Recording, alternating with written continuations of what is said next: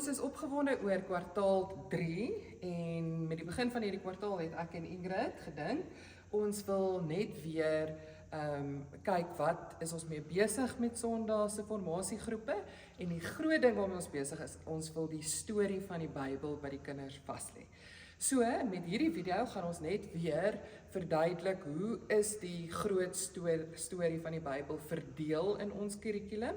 En ek gaan daai deel doen en dan gaan Ingrid ons herinner wat se dele van die storie het ons nou hierdie jaar al gedoen en dan gaan sy uitlig wat gaan in die volgende paar weke van kwartaal 3 nog gedoen word. So, ek gaan nou verder om net weer vir julle te herinner wat is die groot storie van die Bybel. So, ons begin by die skepping en die sondeval. En so God maak 'n plan om weer mense na hom toe te bring met die verbond wat hy met Abraham vasstel na die sondeval. En dan kry Abraham daai belofte dat hy baie kinders gaan hê, sy baie kinders eindig op in Egipte as slawe, waar Moses op die prentjie kom en God verlos of lei hulle na vryheid toe onder leiding van Moses. Dan kom hulle in die woestyn en daar kry hulle die wet, waar God vir sy mense wil leer, wat se tipe mense moet hulle wees, want dit wat stikkend geraak het met sondeval, is wat God wil regmaak, en hier doen hy dit deur sy wet.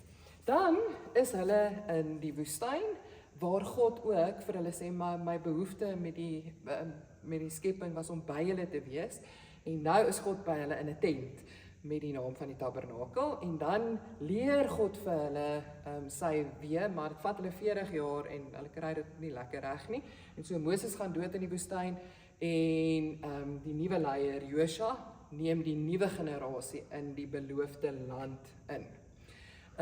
Dan gaan dit bietjie chaoties in die beloofde land, en na 'n tyd sê die mense hulle wil ook 'n koning hê, en dan is die koninkryk word onder Dawid, eers Saul, maar dan Dawid opgerig, maar hulle sukkel verskriklik om onder leiding van konings die Here se wil te doen.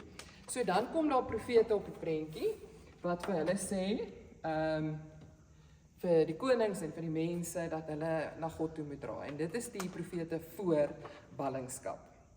In daai selfde tyd is daar 'n groep boeke wat geskryf word, wat ons wysheidsboeke noem, wat ons leer hoe om met wysheid te lewe. Dit gaan egter nie baie goed nie met die profete en die wysheidsboeke, en hulle eindig tog op in ballingskap. En daar's in ballingskap profete wat sê, al is julle nou daar, die Here het nie van julle vergeet nie, en onthou sy weg, sy weë, onthou die wet, onthou die verbond, en die profete tree in daai tyd ook op. Dan kom hulle terug uit ballingskap uit, en daar's profete wat in daai tyd dan die volk lei, om weer die stad op te bou, en die tempel te bou, en dan gaan dit nie so goed nog steeds nie, en so dan is daar, na almal al terug is van ballingskap, nog profete wat sê, luister ouens, ons moet regtig nie die Here vergeet nie, en nie sy verbond vergeet nie.